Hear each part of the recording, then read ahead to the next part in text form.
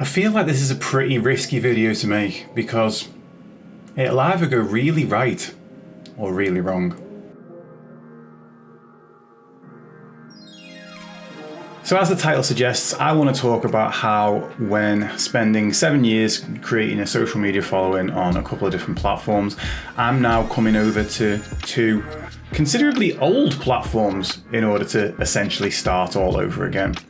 So 7 years ago, I was basically toying between the idea of using Facebook or using YouTube. And actually, if you go back through my content, you'll see old CoFit personal training content. I haven't deleted any of it yet. I might have done if you're watching this video in like a few years. I was toying with the idea of either doing it Facebook or Instagram. And Facebook essentially won me over with their algorithm at first, and the fact that on a YouTube video, I could have 3.5 weeks without any views, whereas on a Facebook video, within a day, you're getting 600 views. Now, we all know what those views mean now. Sometimes they just mean impressions. They mean that you're scrolling through the feed.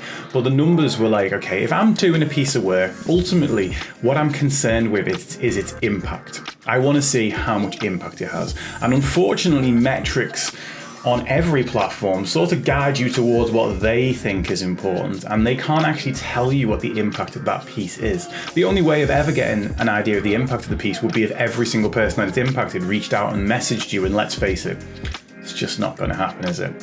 So in that moment, I chose Facebook. And also, it wasn't helped by the fact that at the time, I listened to a lot of friends who said, the time for YouTube is over, it's oversaturated. It's too late, you're coming in too late to the game. Best get in on Instagram, best get on Facebook. Instagram was reasonably new at the time. So I listened to them and I went over to Facebook. Now, the problem with Facebook and with Instagram, and even though I absolutely love my communities on there, is the fact that your content is only relevant for about a day to 36 hours. It's not long at all. So you can spend hours making a video, hours coming up with a concept, and then it's gone within a day and a half. And the purpose of what I do is to help people with their mindset and mental health. And that is not something I want to see disappear after 36 hours. If you talk about depression or anxiety and then 36 hours later, those conversations are essentially forgotten about, well, that's no good for anyone involved, really, is it? If we're just looking for that quick fix that's in there. Now, I looked at my own behavior when I made this decision, and I'm like, okay, where do I go if I want to really learn something? And the answer is YouTube. I'll go to YouTube. I learned a lot about video editing. I learned a lot about using Illustrator for design. I learned a lot about lighting and all of that stuff, all from YouTube. How to set up a stream, all from YouTube. And often I'm doing that on videos that are 7 years old, 3 years old, that are not 36 hours old and forgotten about. Because here's the thing, we got this obsession with new, this obsession with it, that we think that a piece of advice needs to be new in order to be relevant. And when we look at mental health and mindset and mindfulness and all of those things, so much of it, yes, of course there's new research going into these things, but so much of it points back to the old tried and true stuff. Mindfulness has been around for thousands of years and is still wonderfully effective, as has meditation. As has the concept of doing things to relax, to de-stress, as has human connection. In fact, if anything, human connection was better back then. And that's the whole thing, that what I say on depression or anxiety or on stress is going to be relevant in 18 months. It is going to be relevant in 18 years. And the concept of that not even lasting a day and a half when it's on Facebook or whether it's on Instagram, that wasn't working for me. I want it to be that when I've got something new to say, I say something new. But when a person is looking for advice on depression, I don't have to come up with a new solution because one already exists. So that's why I'm back here now on YouTube. I want these videos to be relevant in 18 years, let alone 18 minutes. I want this to be something that if you search for depression or anxiety or stress 10 years down the line, you get one of my videos from 10 years ago and it is still as relevant for you that day as it would have been, that you can still find value from that. If you want proof of this, go and check out my You Are Enough video. It's about 4 or 5 years old now, and I can guarantee if you give that 4.5 minutes of your life, you will get a lot of value from it. But what about Twitch? Because Twitch is almost the exact opposite, right? A stream is literally only relevant while it is up. Of course, you can clip it, you can put certain highlights of it back up, but the majority of people look at a stream as it is happening.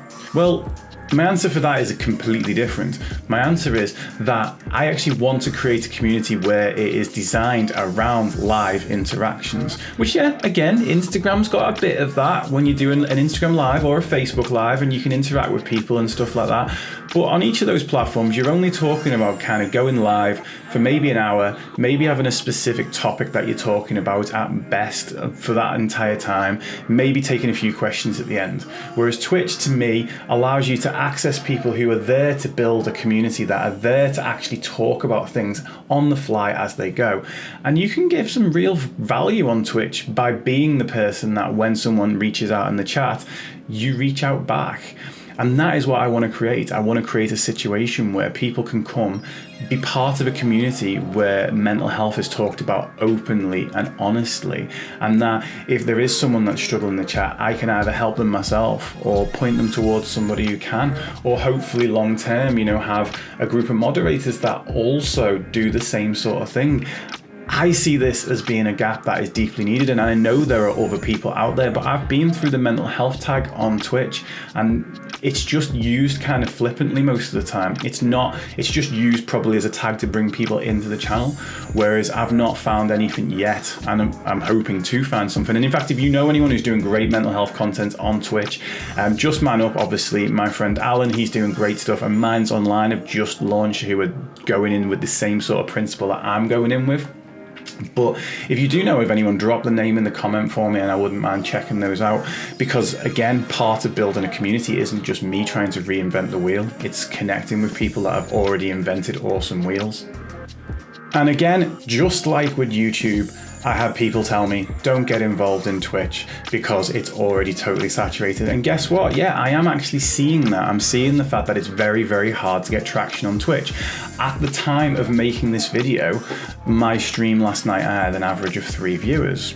That's, obviously coming from a platform like Facebook, like Instagram, where I'm used to a lot more than that. Coming from my podcast, where I'm used to, 300 listeners per episode. That is coming back in time. But the reason I'm making this video is I want to talk about that specific thing. And actually, talking about the podcast, I talk about this in detail with the podcast episode that was released today, same day as this video. It's called New Mindset Who Dis, and it's all about new things. And it's not just talking about this in specific or why I've gone this direction, but it's talking about our obsession with the new. Links to that for all platforms in the description. So why obviously start all over again? Well, I'm not starting all over again. I am keeping all those other platforms going. I will not be letting the podcast go anywhere anytime soon. It is one of my absolute favorite things to do. But the reason being that if I believe that these spaces are there, 1, for evergreen mental health content, and 2, to create this community, then I need to start from scratch. I need to start from having 2 or 3 viewers again, and that needs to be okay. And just like with my podcast between 6 episodes got 49 downloads in the first month. It's had 60 odd downloads this morning and it's only 20 past 8 already. So it has grown over time, but it was a slow growth. It did take time to get there. And now it is something that I think a lot of people get a hell of a lot of value out of. And I believe that I can do the same thing with both of these channels. And as I said at the very offset of this video, it's a bit risky because I'll either be completely and utterly right or I'll be completely and utterly wrong. You could be watching this video in 10 years time, looking at the rest of the feed and going, where's Dave gone? Or you could be coming to this video in 10 years time because you want to see where I started out. And hopefully everything's going off the charts at the top end of things, and that's what I'm hoping for. Not for me, but because I want to provide value to you, and I genuinely 100% believe that I can do that. I genuinely 100% believe I have interesting takes on mental health and mindset, and that I can help people with that. I have helped people with that, and I do continue to. And hopefully by the time you see this video, I will have helped even more people. And that's what I'm in it for. That is why I'm here. So for me, starting from scratch, it's worth it if it's leading towards that goal. So as always, I hope you've enjoyed this, and you know what? You can help me get closer to that goal by hitting that subscribe button on this channel, and also by checking out the Twitch feed. These are the two areas that I will be pushing for, may still even be pushing for, you know, if you see this video in 10 years time, who knows? But those are the two areas that I am really pushing for. So obviously, if you want to subscribe to this channel, you can do that by clicking that link over there. And that You Are Enough video that I mentioned earlier in the feed, let's pop the link to that over there so you can click straight to that. 4.5 minutes of your life, trust me, you won't regret it.